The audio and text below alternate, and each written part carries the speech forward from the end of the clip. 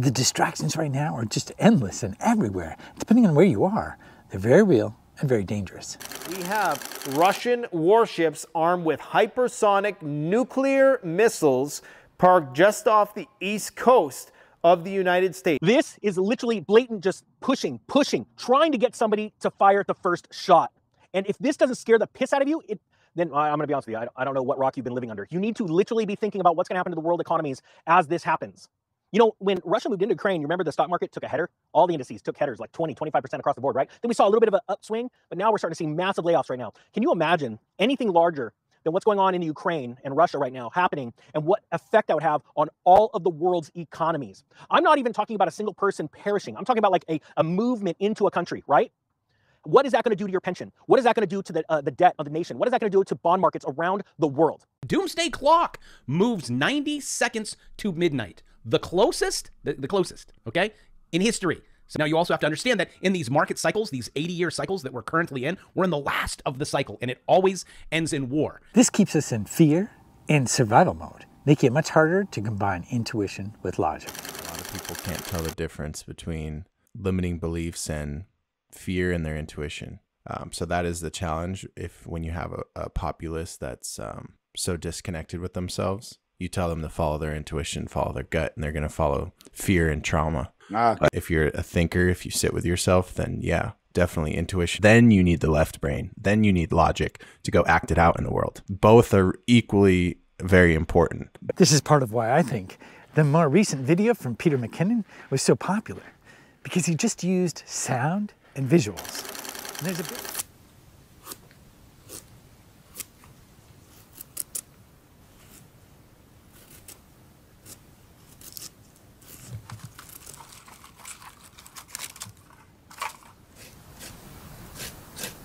It provided a nice peaceful contrast to all the distractions and hype that's going on right now.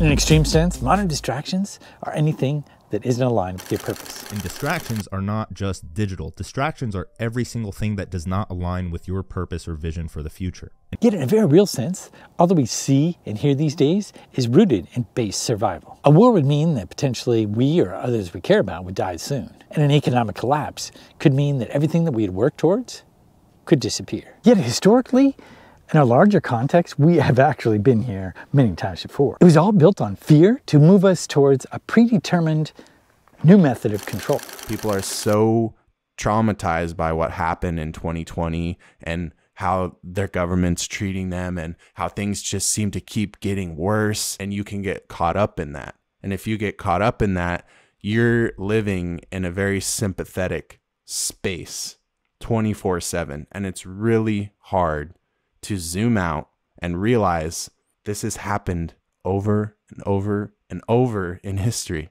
The world's not ending, but people don't study history, and so they lose that perspective. When I look back at history, I'm like, why didn't these people rebel? I mean, it seems so obvious, all these different methods of control. And of course, it's hindsight 2020. Because really, even when something is known, it's also tied into the culture or methods of living that make it hard to kind of extract yourself from. It's not like you can say, oh, I'm just going to rebel.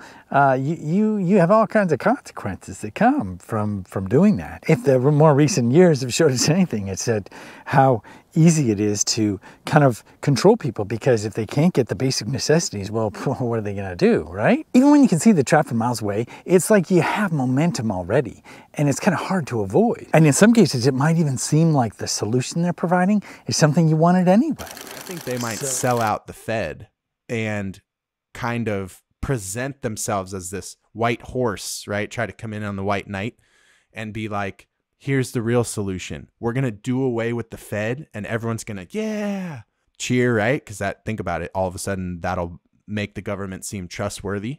They'll could potentially demonize the Fed, even though they're part of it, and then showcase the central bank digital currencies as the solution. Even though it's a trap, it has this benefit to it. You know, the money given in more recent years had some strings tied to it, but you're like, okay, well, maybe I'll do that anyway. I mean, people relinquished. And really, where's your line, right? What kind of things are you willing to sacrifice? And why would you need to sacrifice them? Because, in fact, if you just gave up this or that then what's so bad about it, right? I mean, it's much like the boiling frog, right? You slowly boil from low heat.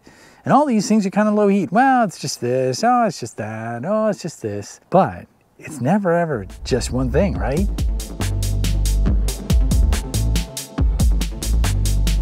I feel like in some ways, people think that it's like being an entrepreneur versus having a job. But that also may be a false dynamic where you kind of look at a job as a source of income because that's basically what it is. And then you can see where you can have sources of income and where the job can be a stepping stone to other things. You don't have to have one or the other. In fact, having more is going to provide you with more stability, just as having multiple sources of anything would. Regardless on if you trust your job or not, we've got changes coming with the CBDC.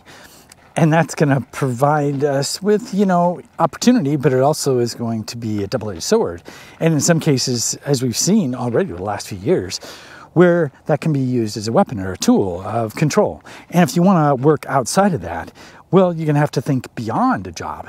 I mean, for things coming up, it may be where those alternative streams of income might be a method not just to thrive, but actually to survive at all, without basically giving up some of your morals, as maybe you had to do in the last couple of years. I mean, knowing what's to come, wouldn't it make more sense to get a head start? One method of doing that is by productizing yourself. In fact, I would almost argue that learning how to productize yourself, to take your knowledge and turn it into a one-person business, taking your side gig and turning it into a money-making machine, basically turning your personal brand into a major business, this might be the single most important thing you could learn to financially thrive in the modern world. You solve your own problems as you are pursuing those goals by researching your curiosities that allow you to achieve those goals faster, which is the content, the information, and the value that you are passing down. And you create a system to help others do the same. So you self-reflect and you look back, how would I have done this better? How did I do this and what results did I have? Now, how can I help other people step by step in a faster way get to those results? So you're advancing human evolution. You're helping people evolve and actualize and transcend much faster. And that's why I said,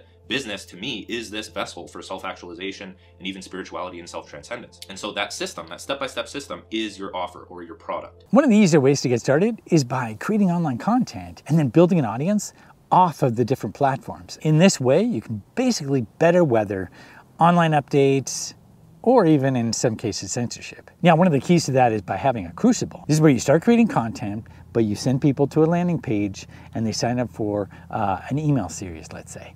And this gives you a chance to point in that email series to your own offer or to other people's offers. In this way, you can build an audience and make money at the same time. Now, why is the crucible? It's because it's dead simple and it allows you to, let's say, take some online courses and immediately apply what you learn about headlines, about copy, about doing different things.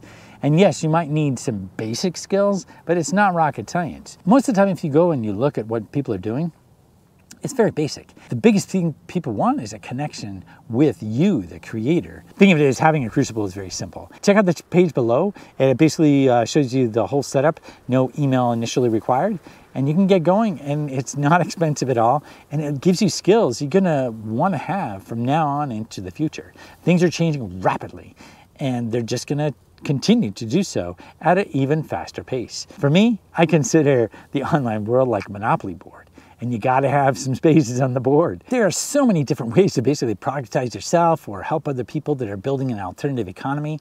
And the best part, if the worst doesn't happen, you have something that can actually give you a leg up and just some extra income, let's say.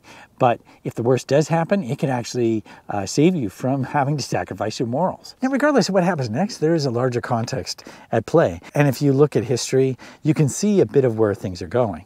And it would be, I don't know, for me, it would be naive to think that all things are going to remain the same or anything is going to go back to normal, so to speak. But in the end, it's like, okay, well, what do you want to actually do with your life? What truths are you grounding with beyond just paying the bills? And when you can ground in those truths, then you can help other people along the way and contribute to an alternative economy that provides all of us a bit more freedom. I think that goes a long way. So definitely check out that crucible. But regardless, if you found this video helpful, be sure to give it a like. Thanks a lot for watching, and I'll see you next time.